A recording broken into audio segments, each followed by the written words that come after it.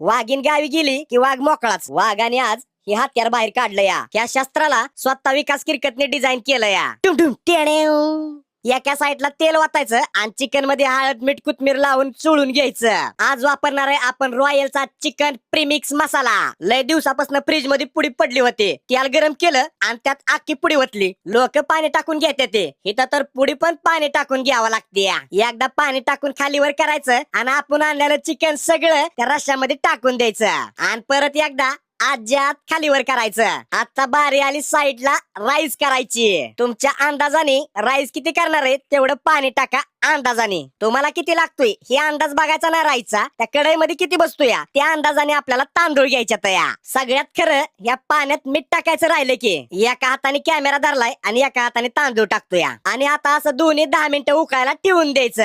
आदनं मधनं उघडून बघायचं पाणी कमी जास्त झालंय का, नाहीतर तुम्ही त्याची राखच